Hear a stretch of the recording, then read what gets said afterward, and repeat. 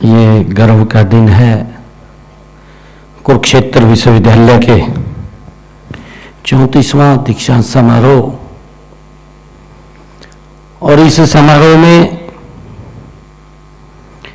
हरियाणा के माननीय राज्यपाल महोदय परमादरणीय बंडारू दत्तात्रेय जी और हमारे हरियाणा के शिक्षा मंत्री महिपाल डांडा जी, इसरो के पूर्व अध्यक्ष डॉक्टर एस सोमनाथ जी और हमारे कुलपति महोदय सोमनाथ सचदेवा जी, हमारी कालका से विधायिका शक्ति रानी शर्मा जी, उपस्थित सभी प्राध्यापकगण, सभी हमारे स्टूडेंट्स, आज जो पीएचडी की उपाधि आज लेने वाले हैं, मैं आप सबको आज इस अवसर के ऊपर बहुत बहुत बधाई देता हूं, शुभकामनाएं देता हूं।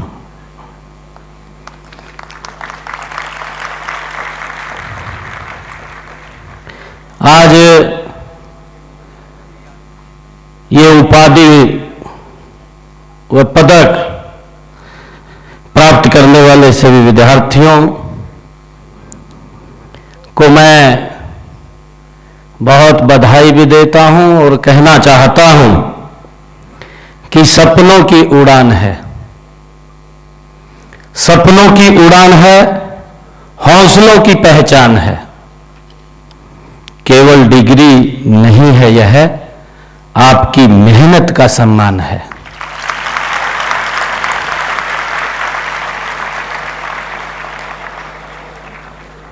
मैं आपको, आपके माता पिता को बहुत बहुत बधाई देता हूं, बधाई के पात्र हैं, जिन्होंने आपको इस मंजिल तक पहुंचाने में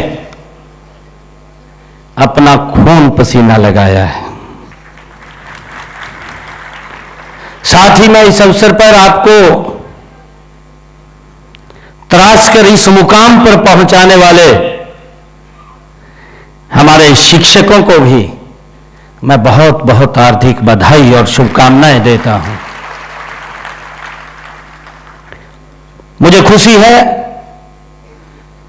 कि इस दीक्षांत समारोह में हमारे भारत के हीरो, जिन्होंने भारत का गौरव ऊंचा किया है,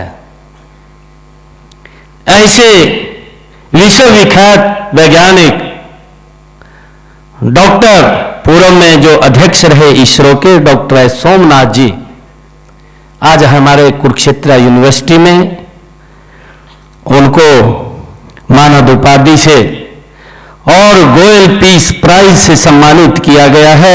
इसके लिए मैं इनको भी बहुत बहुत बधाई और शुभकामनाएं देता हूं।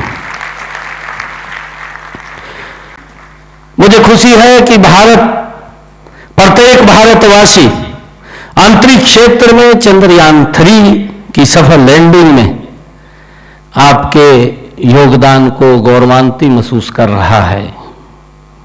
मुझे ये भी खुशी है कि जब साउथ पोल के ऊपर चंद्रयान 3 की लैंडिंग हो रही थी, पूरा देश टक टक की आंखें लगाए हुए देख रहा था, और जब सफल लैंडिंग साउथ पोल के ऊपर हुई तो एक अलग दीपावली का माहौल पूरे देश के अंदर था। इसके लिए मैं आपको बहुत बहुत बधाई देता हूं, शुभकामनाएं देता हूं। कुरुक्षेत्र विश्वविद्यालय का ये 34वां दीक्षांत समारोह है। मुझे खुशी है कि इस विश्वविद्यालय की आधारशिला हरियाणा बनने से 1 दशक पहले रखी गई। भारत के पहले महामहिम राष्ट्रपति महोदय डॉक्टर राजेंद्र प्रसाद जी ने सन 1956 में इसकी आधारशिला रखी। और इस तरह विश्वविद्यालय ने विकास की एक लंबी यात्रा वो की है। मुझे आज यह बात कहते हुए गर्व की अनुभूति हो रही है कि हरियाणा प्रदेश ने शिक्षा, खेल, सांस्कृतिक शोध, औद्योगिक क्षेत्र में प्रगति कर अग्रणी भूमिका के रूप में भारत में हरियाणा की एक अलग पहचान बनाई है। मैं इस पहचान में हरियाणा के कुरुक्षेत्र विश्वविद्यालय का महत्वपूर्ण योगदान है, इसकी मैं सराहना करता हूं, आप सबको बधाई देता हूं।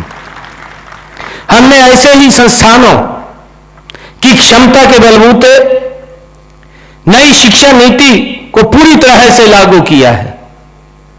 अभी जब नई शिक्षा नीति की बात चल रही थी तो उसमें कुरुक्षेत्र विश्वविद्यालय ने 2025 का एक टारगेट रखा कि 2025 तक न्यू नेशनल एजुकेशन पॉलिसी को हम लागू कर देंगे, और मुझे खुशी है कि उसको पूर्ण रूप से वो लागू हुआ है। ये संकल्प लिया है, और मुझे ये भी खुशी है कि हमारे सामने गुणवत्ता पर शिक्षा प्रदान कर विश्व स्तरीय संस्थानों में शामिल होने की एक बड़ी चुनौती भी है। राज्य का पहला विश्वविद्यालय होने के नाते हम इस चुनौती कुरुक्षेत्र विश्वविद्यालय को हम सौंपते हैं, और जो गति से इसको आगे बढ़ाने का वो काम करेंगे। मुझे ये भी खुशी है कि हमारा प्रयास रहा है कि प्रदेश के हर युवा को उसके घर के आसपास ही उच्चतर शिक्षा मिले। हम जब देखते हैं, क्योंकि मुझे आज इस अवसर के ऊपर यह बताते हुए बड़ी खुशी भी हो रही है, मैं जब कई कॉलेजों में मेरा जाना हुआ, लगातार किसी न किसी कहीं न कहीं कॉलेज के अंदर हम जाते हैं। हमने पिछले दिनों एक टारगेट लिया, क्योंकि बहुत सारी बेटियां वो एजुकेशन से वंचित रह जाती थी, उनका मन करता था कि हम पढ़ें। परिस्थितियां इस प्रकार की सामने आती थी कि मां बाप दूर नहीं भेज सकता था और वो शिक्षा से वंचित रह जाती थी। हमने पिछले 10 वर्षों में हरियाणा का पूरा एक रोड मैप तैयार किया, और रोड मैप तैयार करके हर 20 किलोमीटर के ऊपर एक राजकीय महाविद्यालय खोलने का निर्णय हमारी सरकार ने लिया। और मुझे खुशी है कि देखते ही देखते इन 10 वर्षों के अंदर हर 20 किलोमीटर के ऊपर हरियाणा में एक राजकीय महाविद्यालय वो खुल गया है। और जब हम उन कॉलेजों के अंदर जाते हैं, मुझे ये भी खुशी है जब मैं बेटियों से बात करता हूं, और बेटियां बताती भी हैं कि हम नजदीक के कारण यहां एडमिशन हो गया, हम पढ़ रहे हैं, परंतु बाहर जाने में हमें दिक्कत थी। और आज जब हम देखते हैं 32 राजकीय महाविद्यालय ओनली ये गर्ल्स के लिए खोले गए हैं, राजकीय कन्या महाविद्यालय ये लड़कियों के लिए खोले गए हैं, और लड़कियां उनमें अच्छी शिक्षा ले रही हैं। यह हमारी सरकार का ध्येय है, और उसको लेकर के हम गति से इसको आगे बढ़ा रहे हैं। मुझे यह भी खुशी है कि हमने हरियाणा के अंदर शिक्षा के साथ साथ युवाओं को कौशल विकास पर भी हमने बल दिया है। समय की मांग के अनुसार हमने स्कूल से लेकर के विश्वविद्यालय तक शिक्षा के कौशल के साथ उसको जोड़ा है। स्कूलों में एनएसक्यूएफ और हमारे कॉलेजों में पहल योजना, विश्वविद्यालयों में इक्यू सेंटर्स और तकनीकी संस्थानों में उद्योगों की जरूरतों के अनुसार प्रशिक्षण, उद्योगों के लिए एमओयू करने जैसे कारगर कदम हमारी सरकार गति से उठा रही है। अभी हमने ये तीसरे टर्म की सरकार का पहला बजट अभी प्रस्तुत करेंगे। क्योंकि अभी चुनाव चल रहा है। चुनाव के बाद हमने थोड़ा इसको पीछे किया है बजट को। ये 7 मार्च से शुरू होगा और इस बजट के अंदर हमने हर वर्ग से कहीं ना कहीं उनके सुझाव लिए हैं। हमने युवाओं के सुझाव लिए, यही कुरुक्षेत्र यूनिवर्सिटी के अंदर हम आए कि आप सुझाव दीजिए। हमने स्टार्टअप के सुझाव लिए और मुझे खुशी इस बात की है, जब मैं स्टार्टअप से बात कर रहा था, मैंने हरियाणा के लगभग सिलेक्टेड 30, 40, 50 स्टार्टअप्स को बुलाया और उनसे मैं उनके एक्सपीरियंस पूछ रहा था। उन्होंने, कई स्टार्टअप्स ने मुझे बताया कि मैं एजुकेशन कर रहा हूं और मैंने 5 पैसा घर से भी नहीं लिया और मैंने पढ़ते पढ़ते ही अपना स्टार्टअप शुरू कर दिया। छोटे से शुरू किया था और आज मेरे स्टार्टअप की टर्नओवर 100 करोड़ को क्रॉस कर गई है। ये इस प्रकार की बात सुनकर के मन को एक गर्व महसूस होता है कि हमारे युवा किस तरीके से आगे बढ़ रहे हैं। उनकी सोच इस प्रकार की है कि हमने कुछ करना है। आज भारत विकसित भारत की तरफ गति से बढ़ रहा है।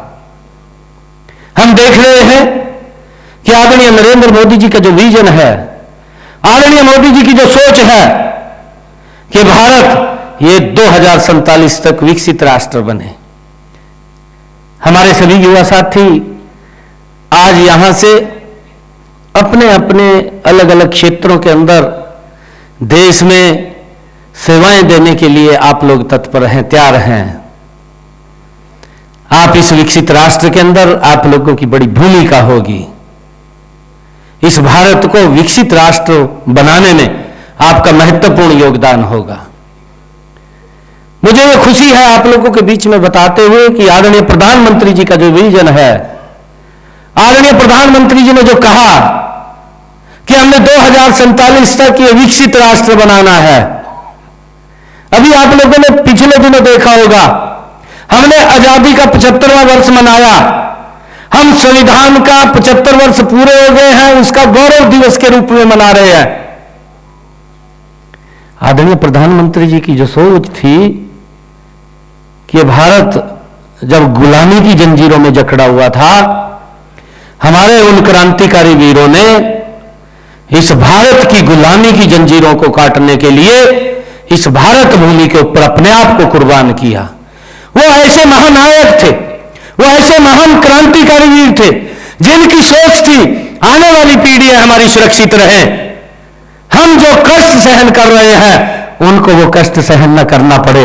और प्रधानमंत्री जी ने उस विजन को ध्यान में रखते हुए कहा कि जब हम आजादी का 100वां वर्ष मनाएंगे, 2047 में देश का 100वां वर्ष होगा, तो मेरे उन क्रांतिकारी वीरों के सपनों का भारत होगा, उसको हम आगे बढ़ाने का काम करेंगे। ये सोच आदरणीय प्रधानमंत्री जी की थी और हम सब ने उसको लेकर के इस देश में आगे बढ़ाने में अपनी अहम भूमिका अदा करनी है। आज इस अवसर के ऊपर मैं आप सबको बहुत बहुत बधाई भी देता हूं, शुभकामनाएं भी देता हूं। नौजवान साथियों, मैं कहना चाहूंगा कि आधुनिकता के इस दौर में सभी क्षेत्रों में कंपटीशन बढ़ रहा है। कंपटीशन के स्वयं हमने कहीं भी किसी को मात देनी है तो हमने अपना बेटर देना पड़ेगा। बेटर देंगे, हम आगे बढ़ जाएंगे। मुझे ध्यान में आ रहा है इन्हीं 10 वर्षों के अंदर हमारे हरियाणा के अंदर किस प्रकार की स्थितियां थी।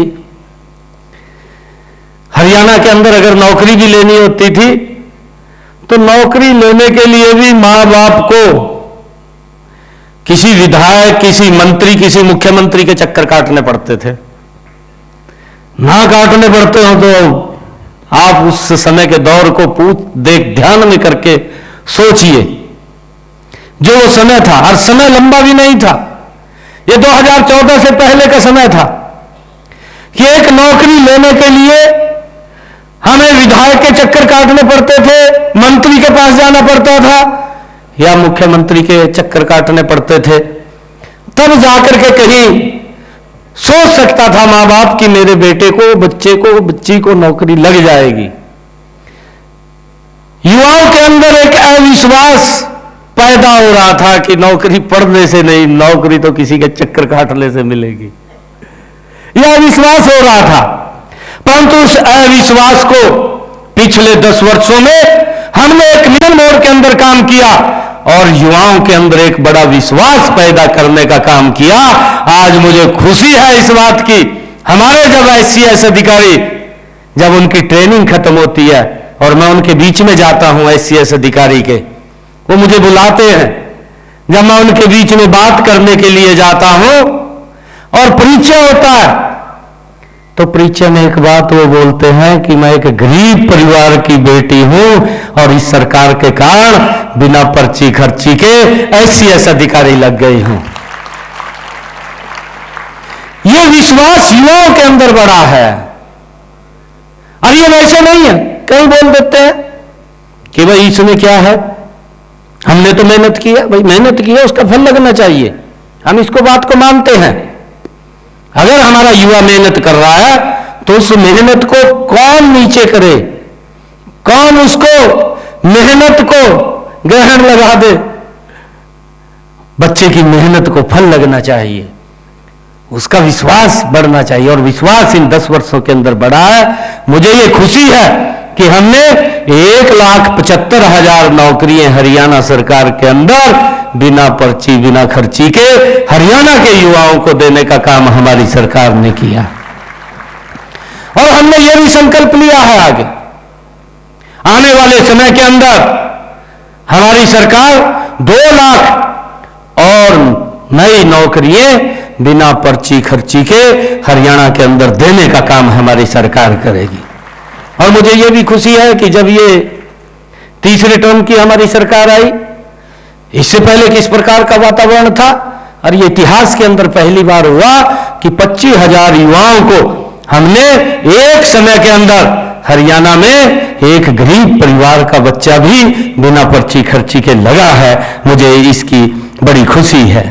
इसलिए मैं आपको मानसिक, शारीरिक तौर एवं नैतिक रूप से हमारा जो ध्येय है आप सबको मजबूत बनाना है। मैं आज उपाधि प्राप्त करने वाले और वर्तमान में शिक्षा ग्रहण कर रहे सभी युवाओं के उज्जवल भविष्य की मैं कामना करता हूं। और एक बात मुझे याद आ रही है, स्वामीनाथन जी हमारे एस सोमनाथ जी हमारे बीच में बैठे हैं, जो इसरो के पूर्व अध्यक्ष हैं। इनसे हमें प्रेरणा मिलती है। ये हमारे भारत के वो आइकन हैं जिसने भारत के गौरव को ऊंचा किया है। मैं आप लोगों से कहना चाहूंगा, बनो सूरज, बनो सूरज, रोशनी खुद आएगी। बनो सूरज, रोशनी खुद आएगी। करो मेहनत, कामयाबी अपना सर झुका करके आएगी। आप सबका बहुत बहुत धन्यवाद। इन्हीं शब्दों के साथ जय हिंद, जय भारत, जय भारत मां।